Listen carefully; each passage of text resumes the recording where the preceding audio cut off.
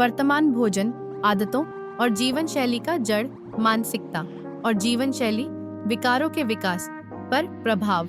आयुर्वेद और भगवत गीता के संदर्भ में, आयुर्वेद के अनुसार जड़ या सुस्त मानसिकता मुख्यतः कफ दोष और तमस गुण के प्रकोप से उत्पन्न होती है।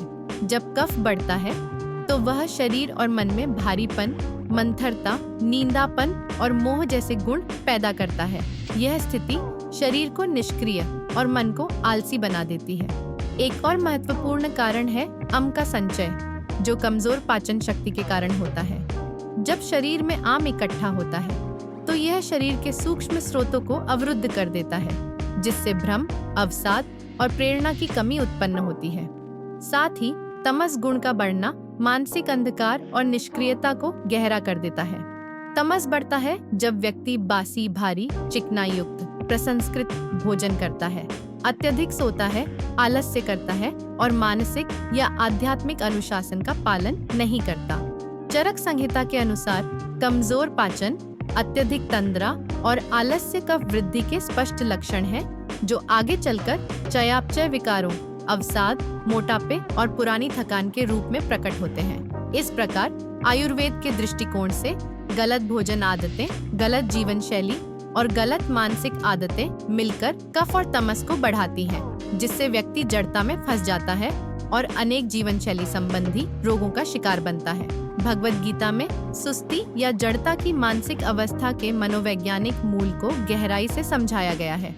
गीता के अनुसार जब तमस गुण मन पर हावी हो जाता है, तब व्यक्ति में अज्ञान, निष्क्रियता, आलस्य, भ्रम और लापरवाही स्वाभाविक रूप से उत्पन्न होती है। अध्याय 14 श्लोक 13 में भगवान श्री कृष्ण कहते हैं कि तमस की वृद्धि से अंधकार और प्रमाद उत्पन्न होता है, जिससे व्यक्ति कर्तव्य पालन से विमुख हो जाता है। अध्याय 17 में श्री कृष्ण यह भी बताते हैं कि बासी, स्वादहीन, सड़ा हुआ, अधिक पकाया गया या अपवित्र भोजन तमस को बढ़ाता है। इस प्रकार गीता के अनुसार गलत भोजन, गलत सोच और अचेतन जीवन शैली तमस को पोषित करते हैं, जिससे मन सुस्त होता है और शरीर धीरे धीरे दुर्बल हो जाता है। समय के साथ यह स्थिति न केवल शारीरिक रोगों की ओर ले जाती है, बल्कि आध्यात्मिक पतन का भी कारण बनती है। आधुनिक विज्ञान के अनुसार लेथर्जी केवल थकान का अनुभव नहीं है, बल्कि यह शरीर की चयापचयी ऊर्जा, भावनात्मक स्थिरता, मानसिक तीव्रता और शारीरिक शक्ति के सामूहिक पतन का परिणाम है। गलत भोजन विकल्प जैसे अधिक चीनी, जंक फूड और ताजे पोषक तत्वों की कमी शरीर में सूजन और विषाक्त पदार्थों के संचय को बढ़ावा देती है। निष्क्रिय जीवन शैली से मांसपेशियों और मस्तिष्क तक रक्त प्रवाह और ऑक्सीजन की आपूर्ति घटती है, जिससे थकावट और बढ़ती है। असंतुलित तनाव और नकारात्मक भावनाएं हार्मोनल असंतुलन उत्पन्न करती हैं, विशेषकर कोर्टिसोल स्तर को बढ़ाती हैं, जो ऊतक मरम्मत को बाधित करता है और मोटापा, मधुमेह, उच्च रक्तचाप और अवसाद जैसे रोगों को जन्म देता है। इस प्रकार गलत भोजन और गलत जीवन शैली कफ और तमस को बढ़ाते हैं, पाचन और मानसिक स्पष्टता को कम करते हैं और व्यक्ति को जड़ता और रोग के दुष्चक्र में फंसा देते हैं। आयुर्वेद और भगवत गीता दोनों ही बताते हैं कि जड़ता का जन्म कफ और तमस की प्रधानता से होता है, जो गलत आहार, व्यायाम की कमी, भावनात्मक लिप्तता और लापरवाह जीवन शैली से उत्पन्न होती है।